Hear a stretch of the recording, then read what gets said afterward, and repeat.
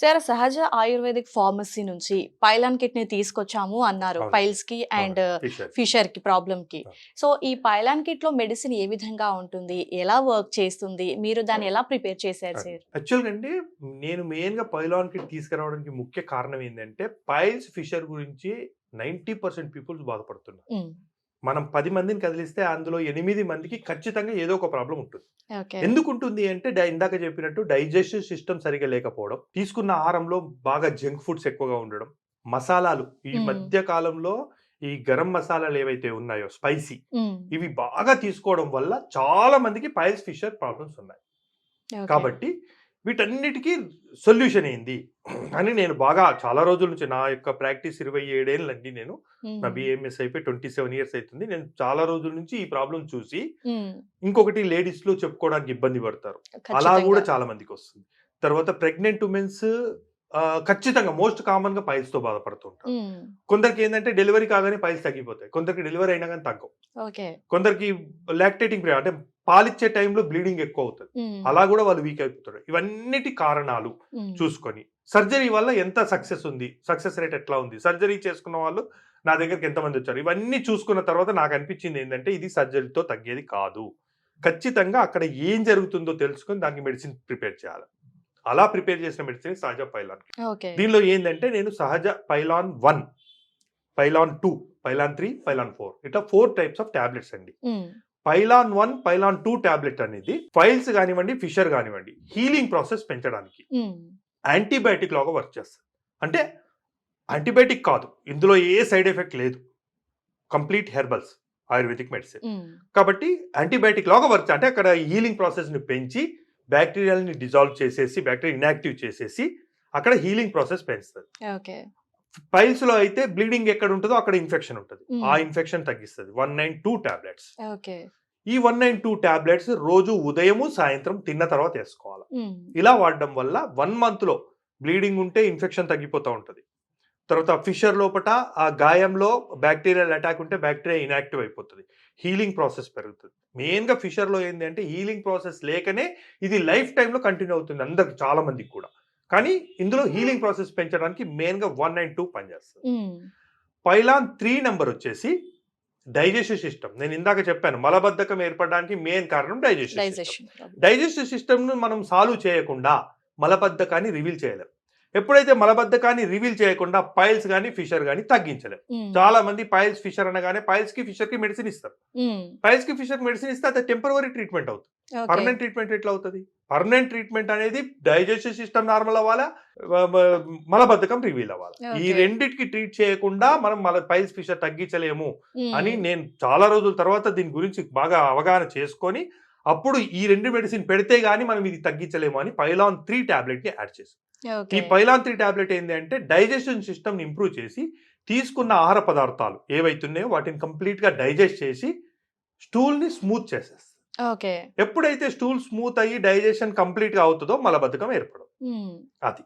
తర్వాత ఏర్పడిన మలబద్ధకం కొద్దిగా మలబద్ధకం ఉన్నా గాని పైలాన్ 4 టాబ్లెట్ ఉంటుంది మన దగ్గర. ఓకే. ఇది మైల్డ్ పర్గేటివ్ అంటారు దీన్ని. హ్మ్. అంటే మలబద్ధకం ఉంటే ఈ టాబ్లెట్ ఇది రోజు రాత్రికి 1 టాబ్లెట్ యేసుకొని పడుకుంటే హ్మ్. ఉదయం ఫ్రీ మోషన్ అయిపోద్ది. హ్మ్. ఇలా ఫ్రీ మోషన్ అవుతుంది కాబట్టి యానల్ రీజియన్ మీద ప్రెషర్ ఉండదు. ఫిషర్ మీద ప్రెషర్ ఉండదు.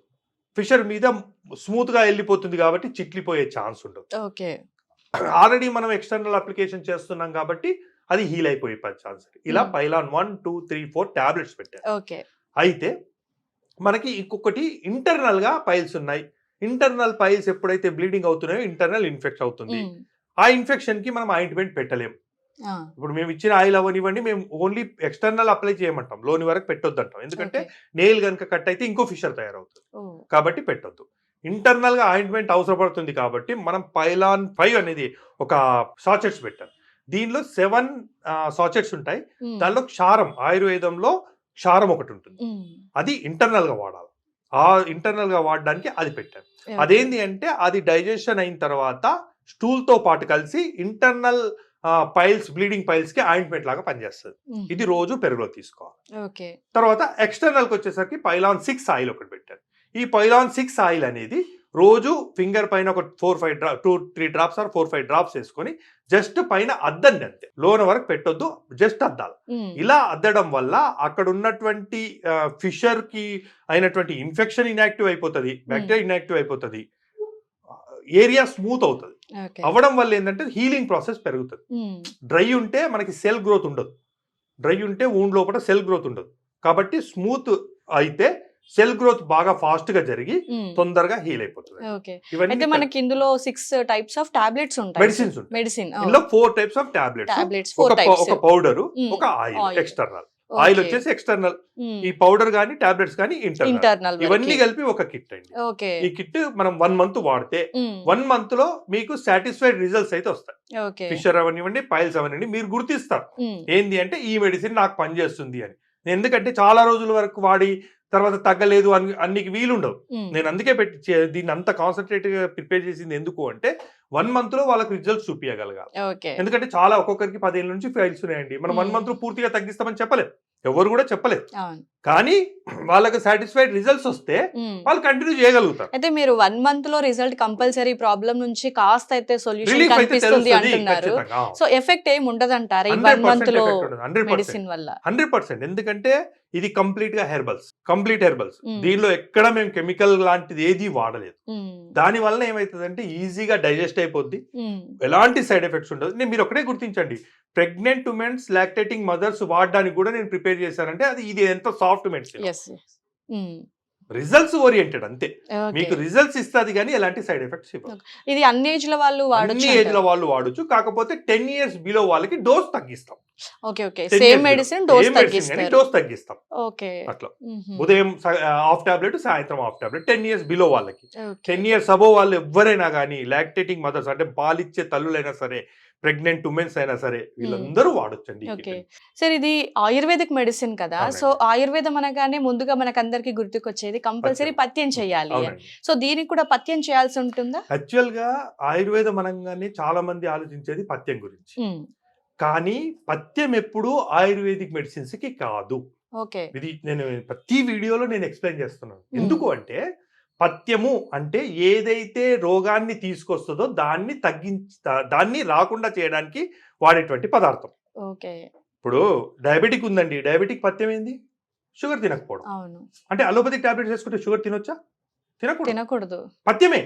అట్లాంటప్పుడు అలోపతిక్ టాబ్లెట్ కి పథ్యం ఉన్నట్ట? పథ్యం అనేది టాబ్లెట్లకు కాదు, ఇంటర్నల్ గా ఉన్న జబ్బుకి పథ్యం. ఎవరికైనా కానీ మనకు జ్వరం వచ్చింది, అన్నం తినం, అది ఏ టాబ్లెట్ అన్నా వాడండి. పథ్యం ఎప్పుడు డిజార్డర్ కి, మెడిసిన్స్ కి కాదు. అయితే దీనిలో ముఖ్యంగా నేను చెప్పేది ఏంటి అంటే డైజెస్టివ్ సిస్టమ్ సరిగ్గా లేదు కాబట్టి ఈజీగా డైజెస్ట్ అయ్యే పదార్థాలు తీసుకోవాలా. తీసుకున్న పదార్థం స్టూల్లో కలిసి ఫిషర్ ని ఇరిటేట్ చేస్తుంది అంటే మసాలాలు తగ్గించుకోవాలా. ఈజీగా మోషన్ ఫ్రీ అవ్వాలా, మలబద్ధకం లేకుండా ఉండాలి కాబట్టి ఆకుకూరలు ఎక్కువ తీసుకోవాలా. ఇలాంటి పథ్యాలు. పథ్యం అంటే మనకు డిజార్డర్ ఏముంది దానికి పథ్యం. కాబట్టి మేము జైన్గా చెప్పేది ఏంటి అంటే మసాలాలు స్పైసీ తగ్గించేసండి. పచ్చిమిర్చి, ఎందుకంటే తీసుకున్న ఆహార పదార్థంలో ఉన్నటువంటి పచ్చిమిర్చి స్టూల్ గా మారి ఆ పుండు పైన, ఆ గాయం పైన మనకి టచ్ అయినప్పుడు మంట మండుతుంది. అందుకే పచ్చిమిర్చి అవాయిడ్ చేయమని చెప్తాం. రెగ్యులర్ గా బటర్ మిల్క్ తీసుకోమని చెప్తాం. బటర్ మిల్క్ సాఫ్ట్ గా ఉంటుంది, స్టూల్ ని స్మూత్ చేస్తుంది, ప్లస్ ఎలాంటి మసాలా ఉండదు కాబట్టి ఈజీగా పాస్ అయిపోద్ది స్టూల్. కాబట్టి బటర్ మిల్క్ రెగ్యులర్ గా తీసుకోండి. ఈ 3 పథ్యాలు చెప్తామండి. మసాలా తినకూడదు అంటే స్పైసీ తీసుకోకూడదు, గ్రీన్ చిల్లీ తీసుకోకూడదు, తర్వాత బటర్ మిల్క్ రెగ్యులర్ గా వాడాలా, మలబద్ధకం లేకుండా ఆకుకూరలు ఎక్కువ తీసుకోవాలి, వాటర్ ఎక్కువ తీసుకోవాలి, వాకింగ్ ఎక్కువ చేసుకోవాలి. సో ఓకే సార్, మొత్తానికి సహజ సిద్ధంగా ఈ పైలాన్ కిట్ గురించి చాలా చక్కగా వివరించారు. Thank you sir. సో చూసారు కదండి, ఫిషర్ ప్రాబ్లం కానీ లేకపోతే పైల్స్ ప్రాబ్లంకి కానీ అందరికీ అంటే మధ్యతరగతి నుంచి ఎవరికైనా సరే సమస్య ఉన్న ప్రతి ఒక్కరికి కూడా చాలా అందుబాటు ధరల్లో ఈ మెడిసిన్ అయితే పైలాన్ కిట్ని అందిస్తున్నారు సార్. సో కింద స్క్రోల్ అవుతున్న నెంబర్కి కనుక కాంటాక్ట్ అయితే దీనికి సంబంధించిన మరిన్ని వివరాలు తెలుసుకునే అవకాశం అయితే ఉంటుంది. Thank you sir. Thank you.